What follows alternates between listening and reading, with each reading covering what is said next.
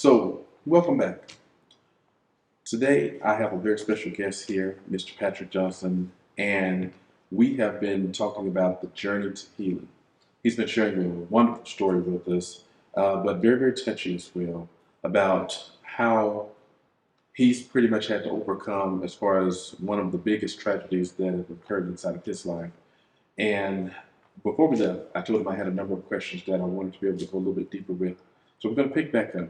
And one of those questions that I had to ask you was, what did really the police and the investigators actually say? I know the family at the time, they was in the beginning, stating to you that they, uh, knew that it wasn't your fault. But as far as investigators know, what did they say? Uh, the report said that my view was obstructed because I was going up the hill and basically an unavoidable, accident Okay. with her running out in front or whatever. So, you know, nothing negative on my end or anything, but I do remember the officer saying this. He said, "Mr. Johnson, I'm going to be honest with you." He said, "I've worked a lot of these accidents, unfortunately." Mm-hmm. He said, "This one is special here is because I've never seen a family react to an individual the way that they reacted to you, Yeah. as far as kindness and forgiveness and everything else." He said, "Normally it's almost the exact opposite of that." Yeah, and there was a lot of chaos, Yes. different ones pointing fingers. You should have did this, and probably a lot of yelling and screaming as well. I remember on the day of the funeral, they had the funeral there at Newtown High School in the auditorium. Wow. And I just spoke there last year, did the Veterans Day program, but they that was a picture that was taken. So my background is, I was in the United States Air Force. Got out when they came down with the reduction in forces. I served 9 years, 9 months. So used to march and walking fast. So normally I walk fast everywhere. My wife's like, "Baby, slow down." That particular day, and I knew I had to do it for closure, if you would, to walk around and view the body, along with everybody else. So I'm walking slow, and my wife's got a hold of me, and my son on the other side. And, the closer I got to the casket, I think the slower, that I walked. Mm-hmm. I remember Deanna and her son getting up and grabbing a hold of me, and so the picture has been shared. Deanna is the mother. The mother, I'm sorry, the mother of Bella. So the mother of the young lady, the young girl that was 9 years old, you got up to come and She hold gets up and grabs a hold of me and puts her arm around me. So it's all four of us, and that photo has been shared about 600 plus times. Matter of fact, Luana Munoz, Channel 3 out of Shreveport, came out to Diana, and I met her there, at Deanna's house. And she did a story in Morning Emmy, a couple of years ago. Yeah. For doing the story. But, just a beautiful family that loved on us the day of the funeral. Before we were sitting in the cafeteria and we were eating and talking. Said, "Hey, this is Patrick, this is his wife, this is his children. He's the one, that unfortunately, hit Diana, but we're going to love them. They're part of our family now." Yeah. And, I remember fixing the kids' ties or whatever, the kids that I didn't know, they're part of the family. I remember fixing their ties and we're laughing, talking. Mm-hmm. Fast forward, that was February 26, 2018. Mm-hmm. March 28, 2018, my wife calls me crying. Baby, what's wrong? So the doctor just called and said I had cancer. Wow. So in my mind, but Lord have mercy, how much more am I going to have to deal with? I'm still stuck on the fact that I hit and killed a little 9-year-old girl. Yeah. February 26, 2018, now March 28, 2018, she calls me with the news. I drive across town, meet her. She has 15 kids with her. She's in our ministry van, taking them to IHOP to eat, and then they're going to go to church. Okay. So I go over there, meet with her. We cry, we pray, we talk, and on the day of my wife's surgery, Deanna, the mom of the little girl who I hit and killed, was downstairs laughing and talking with my family early in the morning as if the accident never happened. Wow.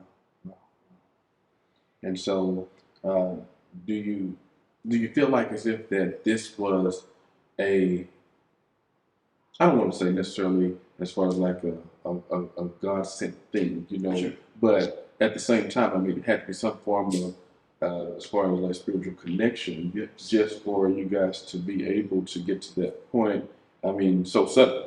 I mean, from what you're telling me, I mean, all this right here happened within what we say, just a matter of 2 months. Right. And now, it's like you said, you guys are at that point where Deanna is, there, like you said, in you guys' family. And so, another question that I do have for you is when it comes down to, as far as their family now, how often do you really communicate with them? I mean, because now we're talking about it's been 5 years. Sure. Time has definitely passed. The young lady, she'd be 14 years old at this particular point.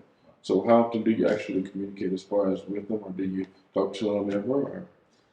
Or? It used to be, pretty often. Now, I think the last time I talked to was probably about a month and a half ago. Okay. Okay. So when you say pretty often, it was like about maybe every week. Every week, or every other week, whenever we talked often. I mean, we've done back to school events together where they collected school supplies, and with our youth explosion that Yeah. we do every year. So we collaborated on some things. Mhm. They're raising funds for her graduating class for scholarships and everything. And so we participated in that and donated, and we just really served together as one family or whatever, just to help other kids out that are getting ready to graduate or will soon be graduating in the near future. So Mhm. Okay. So one thing that I want to definitely be able to share with you, and I would say this right here from as far as this would be more from the encouraging side, which I mean I know you've heard over and over again. That number one, you wasn't alone as far as with this right here, and that was a great thing, even though you may have felt like you were alone. But then the next thing that comes into play, even though you had this right here to happen, uh, what I mean when I say that you're not alone is that you wasn't the first one to ever go through something like this right here, and definitely won't be the last. So for even our people that have been through things like this right here before, there may be someone that's watching even on today. And then the same thing when it comes down to as far as someone, we don't know, where tragedy may actually lie, but it could be someone else that may have to go through something like this in the future. My words would be, how would you go about as far as encouraging someone else that may have, because you seem like as far as a very strong man that has, had to be able to, like you said, you went to the school and you had to pretty much just, pretty much fake it till you made it as far as putting, a smile on your face and just kind of going through the motions and all that right there. So for the people that someone else that may have already been through this, or even if it was someone in the future that may have something similar that they would be dealing with. What would you have as far as in words that you would like to be able to say to someone else now that you've been through it? sure. First and foremost, seek God in the situation because He gave me strength Mm-hmm. when I felt like I couldn't go on. Times I felt like I was going out of my mind or whatever, but He kept me. Did you have suicidal thoughts? Some, Okay. if I were to be honest, yeah. Okay. Not anything major or whatever, but yeah, I Okay. did. Okay. So I surrounded myself with some positive people. I Yeah. think a lot of times in situations like that, we isolate Okay. and we're all alone. The enemy loves to get us alone and beat up on us and put negative thoughts. It was all your fault. Yeah, you're working with kids or whatever. Here you are, killing a little girl and that sort of thing. And Yeah. so I had to really surround myself. So there were phone calls, there were people calling me from near and far. That there were pastors from churches and letters and texts and it went on for an extended period of time. Was that like a help for you, or was that annoying? No, it was a help for me. Okay. Because it was, hey, brother, I just want you to know we love you. We're praying for you. If you want to talk, just, I remember going to IHOP, or I'm sorry, Waffle House in Longview to eat. Okay. And there was a young lady, and she was like, sir, I just have to do this or whatever. I mean, and she gave me an encouraging word that I know was divine intervention from God. Yeah. She said, "This is not something that I normally do." I remember going to IHOP one time, and a young lady just wrote an encouraging scripture, Mm-hmm. on a napkin there. Just there were so many different things like that over a span of, a couple of years that all of those things coupled together helped me to be at the point where I am now, where I'm working with kids, going through life, enjoying life. And that's not to say I don't have struggles. There are times that I cried. There are times that I wouldn't even drive that particular direction. I would drive an alternate route because if I were to go that way, that would be a reminder of what happened there. Yeah. So, but through the healing process, and like I said, with friends and the help of, God giving me the strength to continue on, I'm able to drive by there. I'm able to call and talk with Deanna. Hey, I love you. Just checking on you. Happy birthday, or and she's called me. So, um, I would like to say also that same year in October. So it's February 26, 2018. Okay. Last in March 28, 2018, wife called me crying, diagnosed with cancer. And by the way, she's cancer free. Your wife? Coaching, doing great. Great. Okay. Yes. October of that same year, my left hand, left foot started swelling. Mm-hmm. I've always been a healthy guy. You may not be able to look at me and tell, but like working out, staying in shape, especially after getting out there afterwards. Left hand, left foot started swelling. Long story short, VA clinic in Longview, VA hospital in Shreveport, Louisiana, Mm-hmm. VA hospital here in Dallas, South Lancaster. 22 visits. Wow. Later, I found out I had rheumatoid arthritis, but also we had mold in our house. So that same year, in October, we were homeless. Oh wow. And a lot of people don't know that. So February and March you dealt with as far as the death of the young girl, wife ends up getting cancer, and then here we October are, of that same year. what, 5, 6, 7 months later, before the end of the year, then all of a sudden you end up being homeless. And how did you say that occurred? We had mold in our house, Okay. insurance company, fighting with the insurance company or whatever. And Okay. we ended up being homeless. And I'll never forget my daughter was sitting there. So during that point, did you guys go in? Did you stay in the shelter, or were you just pretty much just trying to just staying as far as with different people from place to place, or how was that? Yes, initially we started out, there was a family that put us up in a hotel, and from there it went to here, there, and eventually went up staying with my mom. My mom has a little 2-bedroom house, so we were piled hundreds on top of each other, and How long did that last? that lasted probably 4 months. Oh wow. Yeah. And the problem is, like, as far as like with being homeless, because I dealt with a tragedy as far as with the house fire years ago, and when I did, the issue is when you're not in a place of comfort. So I understand you totally. It's like every week can seem like as if that is almost a year. Yeah. Because of the fact that okay, you're not able to cook the things that you want. You don't really have the proper as far as things to be able to lay down on, to sit down on. I mean, you're in and out, even with your clothes and all that right there. And so I understand. I see exactly what you mean. But go ahead, go for yourself. I'll never forget my daughter, the look on her face. Mm-hmm. And I said, "Baby, what's wrong?" She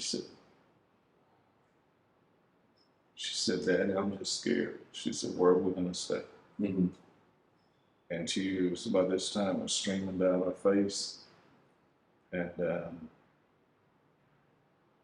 I just tried to reassure her that we were going to be okay. And, and to this day, we were just together last night playing top golf. Here she's in college and doing great, just made the dean's list. Oh, wow. All of the things that we've been through, I'll say this, has made our family stronger because we're stronger. My son is stronger. He's a freshman in high school. Yeah. We're here because he has basketball games this weekend up here. But our family is stronger. Our faith, our friends, just encouragement. I'll never forget, there's a young man from Beckwell High School. He's, I think he's a senior now, but he wrote me a letter when I had that accident. Basically, Mr. Johnson, you do so much to help everybody else out. Just want you to know that we're praying for you and, want you to get better. And I have that sitting beside my bed. Wow.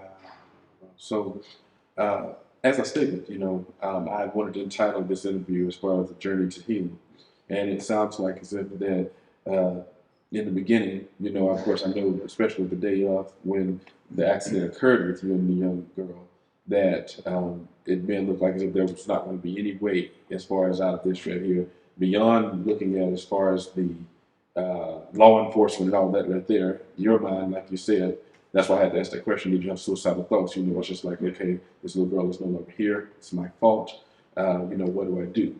And then, after a while, you have to, pick up as far as with the broken pieces. And then after that, then to move on.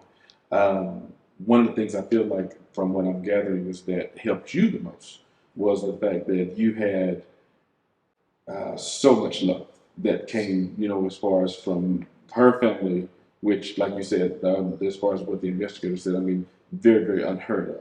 And then at the same time, all the people that know who you are, know your heart, know where you come from, and that this right here was nothing that was intentional. So I can see, as far as that you have definitely, like you said, it's made your family stronger. I feel like as if that has made you stronger. And you definitely do have something to be able to share as far as with the world about this right here. So in closing, I would like to know what would you like to be able to leave as far as with our viewers as we get ready to conclude this interview? Sure. I'd just like to leave with them. It's so important who's in your circle. Okay. In times of tragedy, you'll definitely find out, and I'm sure you can attest to this, you'll definitely find out who's in your corner and who's not. And again, I tried to live my life in such a way that when that tragedy happened, we had so much support in so many ways, and our faith in God, His family, friends, just so many different individuals. So I never would have honestly thought, but just encouraged, letters, cards, phone calls, texts. All of those things made a big, big difference, not only in my life, but in my family's life. And so for that, we're forever grateful. Wow. Okay. All right. Well, I want to thank you once again for coming and being able to be a part of the show. Thank you for having me. And just sharing as far as your story, your testimony. And I feel like as if that, like I stated before, everything that we pretty much air in some type of way or another, people are definitely able to really relate to it. And so until next time, I would like to share as well as with our viewers, let's continue to talk, let's continue to listen, and never stop learning. Thank you once again.